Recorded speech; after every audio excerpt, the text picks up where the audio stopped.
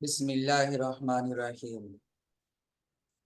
نماز جنازہ، جنازے کی نماز۔ جب کسی کا انتقال ہوتا ہے تو اس کے لیے بھی نماز پڑھی جاتی ہے، اس کو دفنانے سے پہلے اس نماز کو نماز جنازہ کہتے ہیں۔ اور نماز جنازہ کے لیے بھی نہ اذان دی جاتی ہے، نہ تکبیر یا اقامت کہی جاتی ہے۔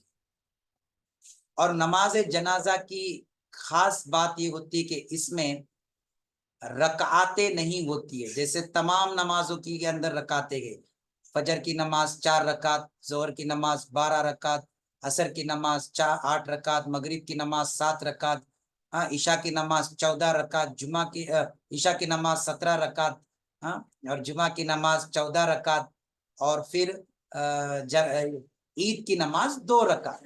لیکن نماز جنازہ کی رکعتیں نہیں ہوتی، اور نماز جنازہ کے اندر رکوع اور سجدہ بھی نہیں ہوتا ہے۔ اور یہی وجہ ہے کہ نماز جنازہ میں رکوع اور سجدہ نہیں ہوتا ہے، اسی لیے رکعتیں نہیں ہوتی۔ اب رکعتیں ان نمازوں میں ہوتی ہے جس میں رکوع اور سجدے ہوتے ہیں۔ نماز جنازہ میں رکوع نہیں ہوتا اور سجدہ بھی نہیں ہوتا۔ کیوں نہیں ہوتا؟ اس لیے نہیں ہوتا ہے کہ ہمارے سامنے مرے ہوئے میت کو سامنے رکھ کر وہ نماز پڑھی جاتی، اس لیے رکوع اور سجدہ صرف اللہ کے سامنے ہوتا ہے، مرنے والے کے سامنے نہیں۔ اس لیے اس نماز میں رکوع اور سجدہ نہیں ہوتا، کیونکہ اس نماز میں مرنے والے کے لیے صرف مغفرت کی دعا کی جاتی ہے۔ اور وہ بھی کیسی؟ اس نماز جنازہ جو ہوتی ہے وہ میت کی جو باڈی ہوتی ہے اس کو جنازہ کہتے ہیں۔ میت کی جو باڈی جس میں لے کر جائی جاتی ہے اس چیز کو جنازہ کہتے ہیں، اور میت کو بھی جنازہ کہہ سکتے ہیں۔ اس کو سامنے رکھا جاتا ہے، اور امام صاحب برابر اس کے سینے کے پاس کھڑے ہوتے ہیں۔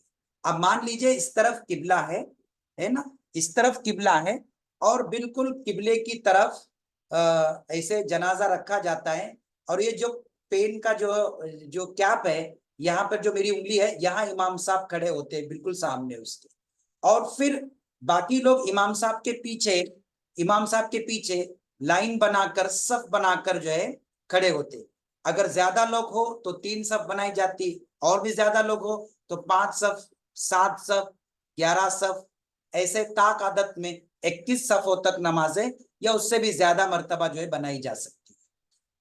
اب یہ نماز بغیر رکوع، بغیر سجدے، بغیر اس کے اذان اور تکبیر کے ہوتی ہے۔ اب اس کی نیت بڑی آسان ہے، بس میں نماز جنازہ پڑھتا ہوں اللہ کے لیے اور اس میت کی مغفرت کے لیے، بس یہی بولنا ہے۔ میں نماز جنازہ پڑھتا ہوں اس میت کی مغفرت کے لیے اور اللہ کے لیے، بس اتنا کہنا ہے۔ اور سب سے پہلے ہاتھ اٹھا کر اللہ اکبر کہہ کر ہاتھ باندھنا ہے۔ ہاتھ باندھتے ہی آپ کو ثنا پڑھنا ہے۔ اب یہ ثنا امام بھی زور سے نہیں پڑھتے، اور پیچھے نماز پڑھنے والے امام کے وہ بھی نہیں پڑھتے زور سے، اس کو دل میں پڑھنا ہوتا ہے۔ سبحانک اللہم و بحمدک و تبارک اسمک و تبارک اسمک و تعالی جدک کے جگہ پہ وجل ثناؤک ولا الہ غیرک کہا جاتا ہے۔ بس و تعالی جدک کا نہیں کہتے، وجل ثناؤک کہتے ہے نا۔ سبحانک اللہم و بحمدک و تبارک اسمک وجل ثناؤک ولا الہ غیرک۔ پھر اللہ اکبر کہہ کر امام زور سے دوسری تکبیر کہے گا، اور ان تکبیروں میں ہاتھ نہیں اٹھائے جاتے۔ جیسے عید کی نماز میں ہاتھ اٹھاتے ہیں، ویسے نماز جنازہ میں ایک ہی مرتبہ شروع میں تکبیر تحریمہ کے لیے ہاتھ اٹھا کر باندھنے کے بعد اب جب بھی تکبیر ہوگی تو جو ہے ہاتھ نہیں اٹھائیں گے۔ اس نماز جنازہ میں 4 تکبیر ہوتی ہے۔ پہلی تکبیر ہاتھ اٹھا کر اللہ اکبر کہہ کر ہاتھ باندھیں گے اور ثنا پڑھیں گے، سبحانک اللہم و بحمدک و تبارک اسمک و جل ثناؤک و لا الہ غیرک.